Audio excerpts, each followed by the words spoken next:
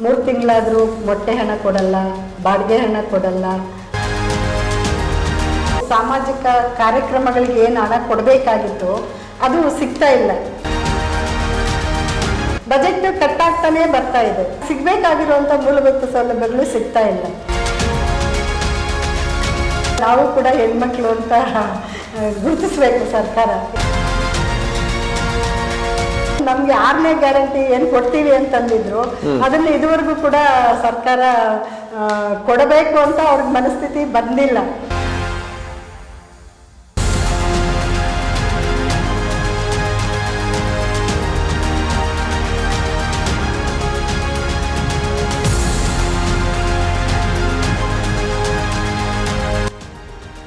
ಸಮಾಜದ ಸ್ವಾಸ್ಥ್ಯವನ್ನು ಸುಸ್ಥಿತಿನಲ್ಲಿಡಬೇಕಾದ್ರೆ ಮಹಿಳೆಯರ ಅಸ್ತಿತ್ವ ಬಹಳ ಪ್ರಾಮುಖ್ಯತೆಯನ್ನು ಪಡೆದಿರುತ್ತೆ. ಅದರಲ್ಲೂ ಎಳೆ ಮಕ್ಕಳನ್ನ ಒಂದು ಉತ್ತಮ ದರ್ಜೆಗೆ ಏರಿಸೋದ್ರಲ್ಲಿ ಪ್ರಾಥಮಿಕ ಹಂತದಲ್ಲೇ ತಮ್ಮ ಶ್ರಮದಾನವನ್ನ ಮಾಡ್ತಕ್ಕಂಥ ನಿಟ್ಟಿನಲ್ಲಿ ಕಾರ್ಯನಿರ್ವಹಿಸ್ತಾ ಇರ್ತಕ್ಕಂಥದ್ದು ಅಂದ್ರೆ ಅವರು ಅಂಗನವಾಡಿ ಶಿಕ್ಷಕರು. ಆದರೆ ದಿನ ಬೆಳಗ್ಗೆ 8 ಗಂಟೆಯಿಂದ ಸಂಜೆ ರಾತ್ರಿ 10 ಗಂಟೆವರೆಗೂ ದುಡಿತಾ ಇರ್ತಕ್ಕಂಥ ಈ ಅಂಗನವಾಡಿ ಕಾರ್ಯಕರ್ತರು ಅಥವಾ ಅಂಗನವಾಡಿ ಸಿಬ್ಬಂದಿಗಳು ಏನಿದ್ದಾರೆ, ಅವರಿಗೆ ಸಿಗ್ಬೇಕಾಗಿರ್ತಕ್ಕಂಥ ಮೂಲಭೂತ ಸೌಲಭ್ಯಗಳು ಸಿಗ್ತಿದೆಯಾ? ಸಿಗ್ತಿದ್ರೆ ಯಾಕೆ ಮತ್ತೆ ಮತ್ತೆ ಅವರು ರಸ್ತೆಗಿಳಿದು ಹೋರಾಟಕ್ಕೆ ಇಳಿತಾ ಇದ್ದಾರೆ? ಅವರ ಬೇಡಿಕೆಗಳಿಗೋಸ್ಕರ ಯಾಕೆ ಆಗ್ರಹಿಸ್ತಾ ಇದ್ದಾರೆ?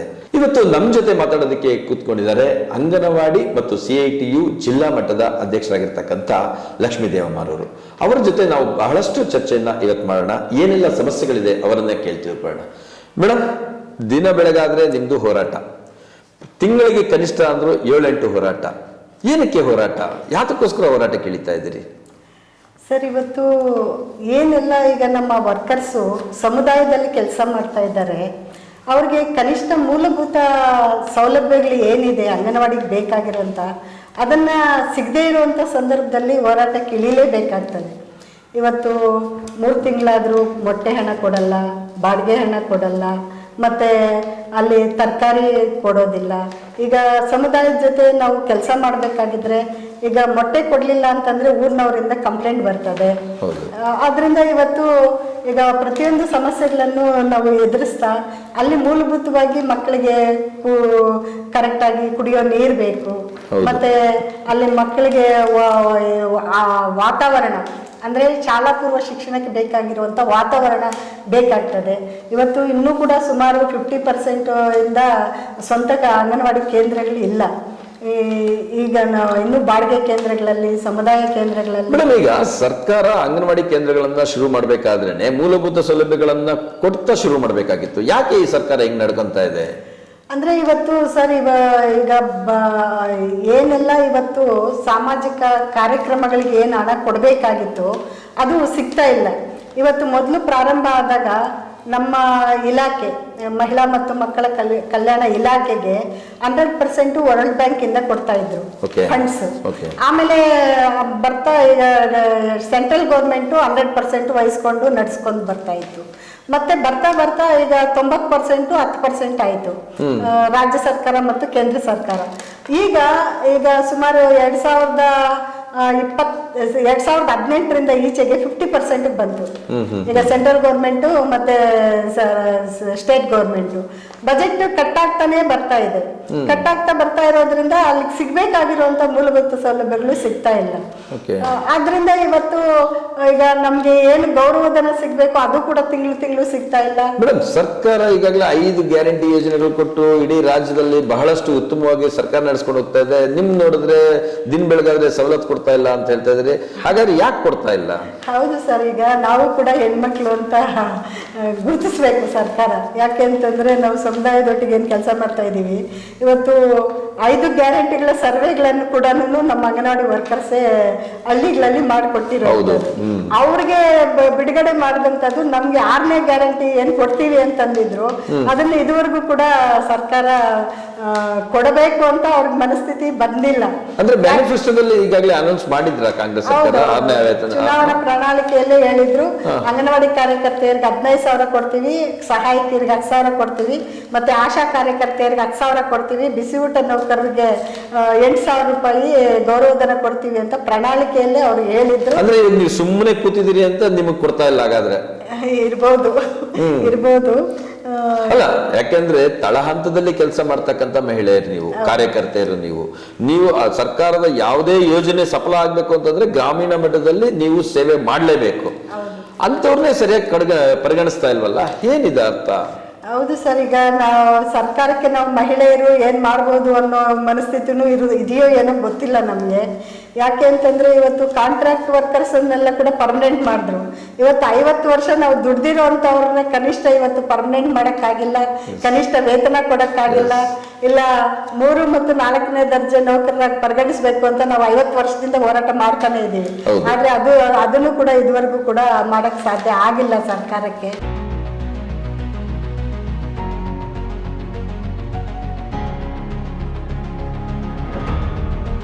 ಈಗ ನಿಮ್ಮ ಒಂದು ಪ್ರತಿಭಟನಾ ಧರಣಿನಲ್ಲಿ ಇರ್ತಕ್ಕಂಥ ಪ್ರಮುಖವಾದ ಅಂಶಗಳಲ್ಲಿ ಗುಜರಾತ್ ಹೈಕೋರ್ಟ್ ತೀರ್ಪಿನಂಗೆ ನಮಗೂ ಒಂದು 3 ಮತ್ತು 4ನೇ ದರ್ಜೆ ಗುರುತಿಸ್ಬೇಕು ಸರ್ಕಾರ ಅಂತ. ಏನದು? ಯಾಕೆ ಗುರುತಿಸೋದಕ್ಕೆ ಏನ್ ಪ್ರಾಬ್ಲಮ್ ಏನು ಅವ್ರಿಗೆ? ಸರ್, ಸಮಸ್ಯೆ ಏನಿಲ್ಲ. ಯಾಕೆ ಅಂತಂದ್ರೆ ಇವತ್ತು ನಾವು ಇಡೀ ದೇಶದಲ್ಲಿ 12 ಲಕ್ಷ ಜನ ನಾವು ಕೆಲಸ ಮಾಡ್ತಾ ಇದ್ದೀವಿ ಅಂಗನವಾಡಿ ವರ್ಕರ್ಸ್. ಇವತ್ತು ಈಗ ಏನು ಇವತ್ತು ನಮ್ಮ ಬಂಡವಾಳಶಾಹಿಗಾರರಿಗೆ ಏನು ಇವತ್ತು ಇದನ್ನು ಕೊಡ್ತಾ ಇದೆ, ಅದರಲ್ಲಿ 1% ಕೊಟ್ಟ ಈ ಎಲ್ಲಾ ನೌಕರಿಗೂ ಕೂಡ ಕನಿಷ್ಠ ವೇತನ. ಈಗ ನೀವ್ ಹೇಳಿದಂಗೆ ಹಂಗೆ ಕೊಡಕ್ ಹೋದ್ರೆ ಕಾರ್ಪೊರೇಟ್ ಸಂಸ್ಥೆಗಳಿಗೆ ಅನುಕೂಲ ಮಾಡಿಕೊಟ್ರೆ ಸರ್ಕಾರಕ್ಕೆ ಮತ್ತೆ ರಿಎಂಬರ್ಸ್ಮೆಂಟ್ ಆಗುತ್ತೆ, ಅಂದ್ರೆ ಸರ್ಕಾರಕ್ಕೆ ವಾಪಸ್ ಹಣ ಸಿಗುತ್ತೆ. ನಿಮಗೆ ಕೊಟ್ರೆ ಏನ್ ಸಿಗುತ್ತೆ? ಈಗ ನಾವು ಇವತ್ತು ಸಮಾಜ ಒಂದು ಪರಿಪೂರ್ಣವಾಗಿರುವಂತ ಒಂದು ಪ್ರಜೆಯನ್ನ ನಾವು ಉತ್ಪತ್ತಿ ಮಾಡ್ತಾ ಇದ್ದೀವಿ, ಪುನರುತ್ಥಾನ ಮಾಡ್ತಾ ಇದ್ದೀವಿ. ಇವತ್ತು ಸಮಾಜಕ್ಕೆ ಒಂದು ಒಳ್ಳೆಯ ಒಂದು ಇದನ್ನ ಕೊಡ್ತಾ ಇದ್ದೀವಿ. ಆದ್ರೆ ಇವತ್ತು ಬಂಡವಾಳಶಾಹಿಗಾರರಿಗೆ ಇವತ್ತು ಕೊಡೋದ್ರಿಂದ ಈಗ ಅವ್ರಿಗೇನ್ ಲಾಸ್ ಇಲ್ಲ ಅಂತ ಯಾಕಂತಾರೆ? ಇವತ್ತು ಬಡವರಿಗೆ ಕೊಡೋದ್ರಲ್ಲಿ ಯಾಕೆ ಲಾಸ್ ಆಗ್ತಾ ಇದೆ? ಸರ್ಕಾರ ಇರೋದೇ ಅದಲ್ವಾ, ಬಡವರಿಗೋಸ್ಕರ ಸರ್ಕಾರ ಇರ್ತಕ್ಕಂಥದ್ದು. ಮೂಲ ತಳಹಂತದ ಹೇಳಿದ್ರೆ ಆಗಲ್ಲ ಸರ್, ಬಡವರಿಗೋಸ್ಕರ ಇದೀವಿ ಅಂತ. ಬಡವರಿಗೋಸ್ಕರ ಕೆಲಸ ಮಾಡಿದಂತ ಸಂದರ್ಭದಲ್ಲೇ ಅದು ನಿಜವಾಗಿರುವಂತ ಇದನ್ನ ಆಗುವಂತದ್ದು. ಈಗ ಗ್ರಾಚ್ಯುಟಿ ವಿಚಾರದಲ್ಲಿ ಏನಾಗ್ತಾ ಇದೆ ನಿಮ್ದು? 2011 ಇಂದ 2018 ವರ್ಗು ಆಗಿರ್ತಕ್ಕಂಥವ್ರಿಗೆ ಒಂದಷ್ಟು ಗ್ರಾಚ್ಯುಟಿ ಕೊಡಬೇಕು ಅನ್ನೋದಿತ್ತು. ಆ ಅಮೌಂಟ್ ನಿಮ್ಗೆ ರಿಲೀಸ್ ಆಗಿದೆಯಾ? ಮತ್ತೆ 2018 ನಂತರ ಏನಾಗಿದೆ ನಿಮ್ದು ಪ್ರಾಬ್ಲಮ್? ಸರ್, ಈಗ ಇದು ಗುಜರಾತ್ ಹೈಕೋರ್ಟ್ ಆದೇಶವನ್ನು ಕೊಡ್ತು 2022 ಏಪ್ರಿಲ್ 25ನೇ ತಾರೀಕು. ಅದನ್ನ ಇಟ್ಕೊಂಡು ಸುಪ್ರೀಂ ಕೋರ್ಟ್ ಕೂಡ ಅದೇ ಆದೇಶವನ್ನ ಕೊಟ್ಟಿದೆ. ಅಂಗನವಾಡಿ ನೌಕರಿಗೆ ಎಲ್ಲರಿಗೂ ಕೂಡ ಗ್ರಾಜ್ಯುಟಿಗೆ ಅರ್ಹರಿದ್ದಾರೆ ಅಂತಂದಾಗ ಇವತ್ತು ಇನ್ನು ಕೂಡ ಎಲ್ಲೂ ಕೂಡ ಜಾರಿ ಮಾಡ್ತಾ ಇಲ್ಲ ಇಡೀ ದೇಶದಲ್ಲಿ. ನಮ್ಮ ಕರ್ನಾಟಕದಲ್ಲಿ ನಾವು ಹೋರಾಟಕ್ಕೆ ಹೋದಂತ ಸಂದರ್ಭದಲ್ಲಿ ಇವತ್ತು ಒಂದು ಒಳ್ಳೆ ಇದನ್ನ ಕೊಟ್ರು, ನಾವು ಗ್ರಾಜ್ಯುಟಿಯನ್ನ ಜಾರಿ ಮಾಡ್ತೀವಿ ಅಂತ. ಆದ್ರೆ ನಾವು ಕೇಳಿದ್ದು ಎಲ್ಲಾ ವರ್ಕರ್ಸ್ಗೂ ಕೂಡ ಗ್ರಾಜ್ಯುಟಿ ಕೊಡಬೇಕು ಅಂತ. ಆದ್ರೆ ಸರ್ಕಾರ 2023 ಏನು ಅದು ಆದೇಶ ಆಯ್ತು, ಆವಾಗಿಂದ ಈಚೆ ಕೊಡ್ತೀವಿ ಅಂತ ಅವರು ಒಂದು ನಮ್ಗೆ ಇದನ್ನ ಕೊಟ್ರು, ಆದೇಶ ಕೊಟ್ರು. ಆದ್ರೆ ಇದುವರೆಗೂ ಕೂಡ ಇನ್ನ ಅಮೌಂಟ್ ಅನ್ನು ರಿಲೀಸ್ ಮಾಡ್ಲಿಲ್ಲ. ಆರ್ಥಿಕ ಇಲಾಖೆ ಕಳಿಸಿದೀವಿ 40 ಕೋಟಿ ರೂಪಾಯಿ 2023 ಯಾರೆಲ್ಲ ರಿಟೈರ್ಡ್ ಆಗಿದ್ದಾರೆ ಅವ್ರಿಗೆ ಗ್ರಾಜ್ಯುಟಿ ಕೊಡ್ತೀವಿ ಅಂತ ಅಂದ್ಬಿಟ್ಟು 40 ಕೋಟಿ ಅದನ್ನ ಆರ್ಥಿಕ ಇಲಾಖೆ ಕಳಿಸಿದೀವಿ ಅಂತಂದ್ರು. ಆದ್ರೆ ಇನ್ನು ಕೂಡ ಅದು ವರ್ಕರ್ಸ್ ಖಾತೆಗಳಿಗೆ ಬಂದಿಲ್ಲ. ಮೇಡಮ್, ನಾವು ಸಾಮಾನ್ಯವಾಗಿ ಗಮನಿಸಿದಂಗೆ ನಿಮ್ಮ ಹೋರಾಟಗಳು ಹೆಂಗಿರುತ್ತೆ ಅಂತಂದ್ರೆ ವಿಧಾನಮಂಡಲ ಸಭೆ ಶುರುವಾಗಬೇಕು, ಕ್ಯಾಬಿನೆಟ್ ಶುರುವಾಗಬೇಕು, ಇಂಥ ಸಂದರ್ಭಗಳನ್ನ ಪಾಯಿಂಟ್ ಔಟ್ ಮಾಡಿಕೊಂಡು ನೀವೊಂದು ಬ್ಲಾಕ್ ಮೇಲ್ ತಂತ್ರ ಏನನ್ನ ಮಾಡ್ತೀರಾ? CIT ಅವರು ನಾವು ಬ್ಲಾಕ್ ಮೇಲ್ ಏನಿಲ್ಲ ಸರ್. ಈಗ ನಾವು ಕೇಳ್ತೀವಿ, ವರ್ಷದುದ್ದಕ್ಕೂ ಕೂಡ ಕೇಳ್ತೀವಿ, ಹಲವಾರು ಹೋರಾಟಗಳಲ್ಲಿ ಕೂತು ಕೇಳ್ತೀವಿ, ಇಂಥ ಸಮಸ್ಯೆ ಬಗೆಹರಿಸ್ಕೊಡಿ ಅಂತ ಕೇಳ್ತೀವಿ.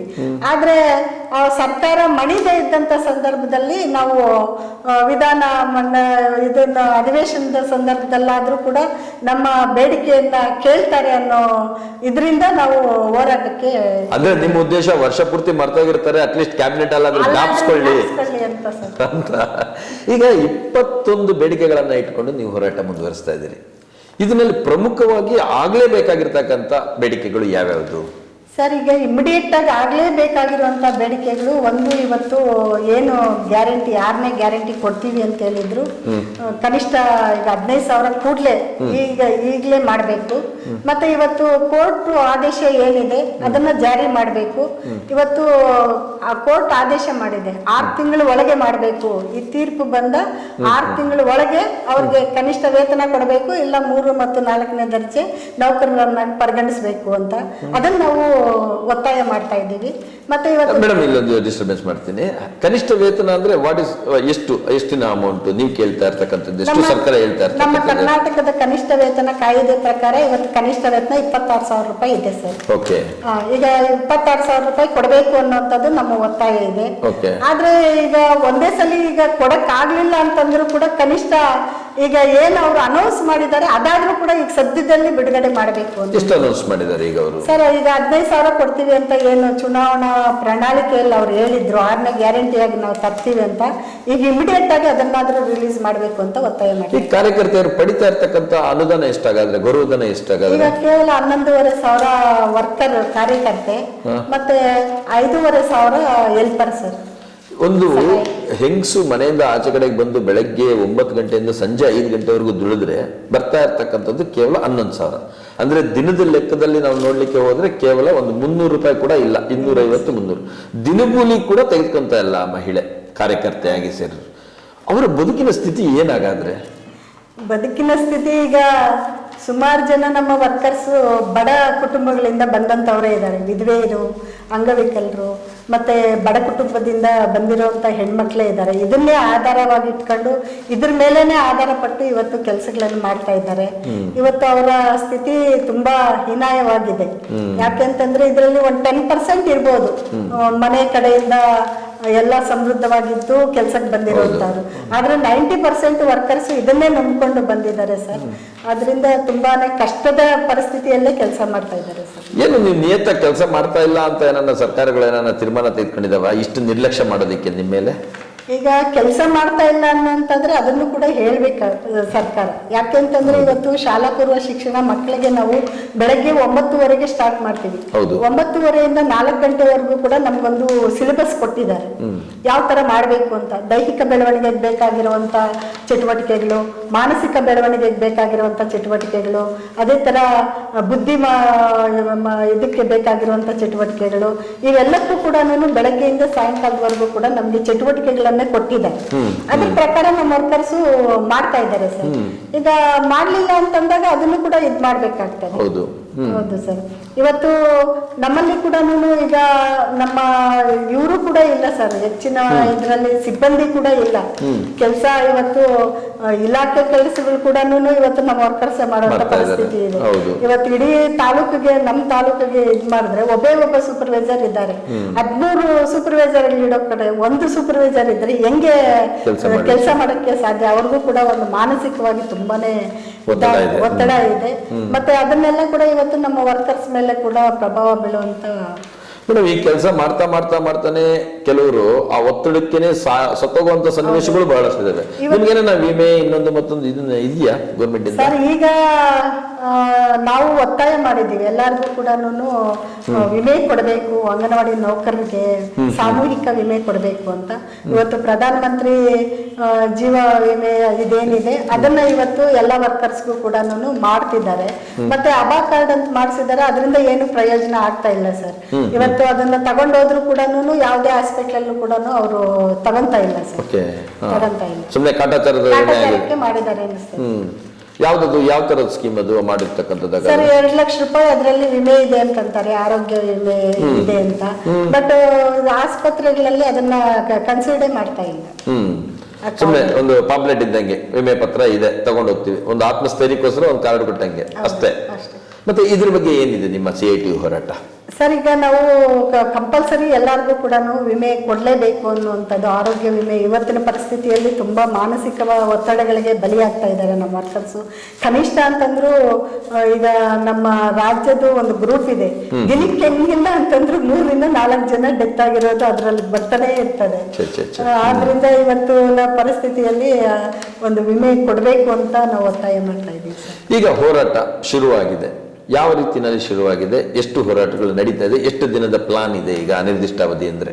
ಸರ್, ಈಗ ನಾವು 17-18 ಅಹೋರಾತ್ರಿ ಧರಣಿ ಮಾಡ್ತಾ ಇದೀವಿ ಎಲ್ಲಾ ಜಿಲ್ಲಾ ಕೇಂದ್ರಗಳಲ್ಲೂ. ಇವತ್ತು ಬೆಳಗಾಂ, ಬಾಗಲಕೋಟೆ ಮತ್ತೆ ಗದಗ್, ಧಾರವಾಡ ಅವ್ರು 4 ಜಿಲ್ಲೆಯವರು ಬೆಳಗಾಂ ಅಲ್ಲಿ ಮಾಡ್ತಿದ್ದಾರೆ, ಸುಮಾರು ಒಂದು 20,000 ಜನ. ಇನ್ನು ಉಳಿದಂಗೆ ಎಲ್ಲಾ ಜಿಲ್ಲಾ ಕೇಂದ್ರಗಳಲ್ಲೂ ಕೂಡ 17-18ನೇ ತಾರೀಕು ನಾವು ಅಹೋರಾತ್ರಿ ಧರಣಿ ಮಾಡ್ತಾ ಇದೀವಿ. ಮತ್ತೆ ನಮಗೂ ಕೂಡ ಇಲ್ಲಿ ಲೋಕಲ್ ಅಲ್ಲಿ ಇರುವಂತ ಪ್ರಾಬ್ಲಮ್ಸ್ ನಮ್ಮ ಜಿಲ್ಲಾಧಿಕಾರಿಗಳು ಕ್ಲಿಯರ್ ಮಾಡಬೇಕು ಅನ್ನುವಂಥದ್ದು. ಈಗ ಸುಮಾರು ಪ್ರಾಬ್ಲಮ್ಸ್ ಇದಾವೆ, ನೀರಿನ ಸಮಸ್ಯೆ ಇದೆ, ಮತ್ತೆ ಕಟ್ಟಡಗಳ ಸಮಸ್ಯೆ ಇದಾವೆ. ಇವೆಲ್ಲ ಕೂಡ ಇಲ್ಲಿನ ಲೋಕಲ್ ಅಲ್ಲಿರುವಂತ ಪ್ರಾಬ್ಲಮ್ಸ್ ಕೂಡ ಸಾಲ್ವ್ ಮಾಡಬೇಕು ಅಂತ ಕೂಡ ನಾವು ಒತ್ತಾಯ ಮಾಡ್ತಾ ಇದ್ದೀವಿ. 2 ದಿನಗಳ ಕಾಲಕ್ಕೆ ಸದ್ಯಕ್ಕೆ ನಾವು ಪ್ಲಾನ್ ಮಾಡಿದ್ದೀವಿ.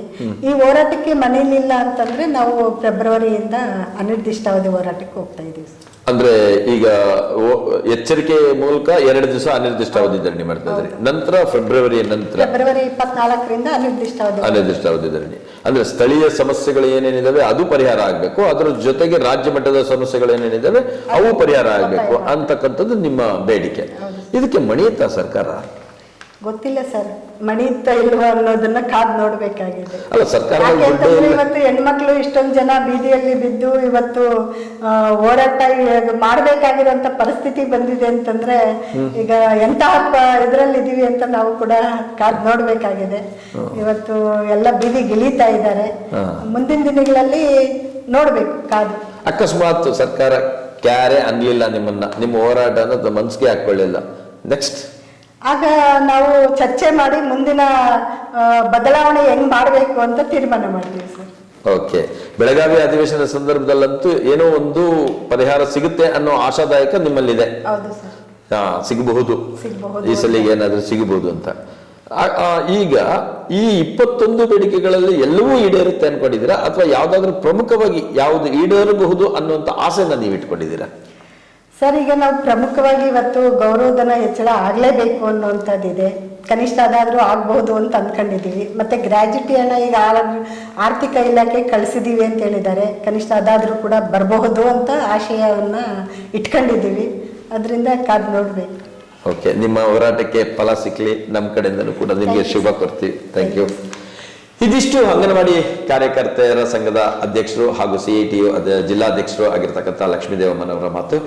ಮಹಿಳೆ ಮನೆಯಿಂದ ಹೊರಗಡೆ ಬಂದು ಕೆಲಸ ಮಾಡೋದೇ ಕಷ್ಟ, ಅಂಥದ್ರಲ್ಲಿ ಅಂಗನವಾಡಿ ಕಾರ್ಯಕರ್ತರಾಗಿ ಬಹಳ ಕನಿಷ್ಠ ವೇತನದಲ್ಲಿ ಇಷ್ಟು ದಿನಗಳವರೆಗೂ ಕೆಲಸ ಮಾಡಿಕೊಂಡು ಬಂದಿರತಕ್ಕಂಥ ಮಹಿಳೆಗೆ ಸೂಕ್ತವಾದಂತಹ ಸೌಲಭ್ಯಗಳನ್ನು ಒದಗಿಸ್ಕೊಡ್ತಕ್ಕಂಥ ಜವಾಬ್ದಾರಿ ಸರ್ಕಾರದ ಮೇಲಿದೆ. ಆ ಸರ್ಕಾರ ಆದಷ್ಟು ಬೇಗ ಇವರ ಹೋರಾಟಕ್ಕೆ ಪ್ರತಿಕ್ರಿಯೆಯನ್ನ ನೀಡಲಿ ಮತ್ತು ಫಲಶ್ರುತಿಯನ್ನ ಕೊಡಲಿ ಅನ್ನೋದು ನಮ್ಮದು ಕೂಡ ಒಂದು ಆಶಯ.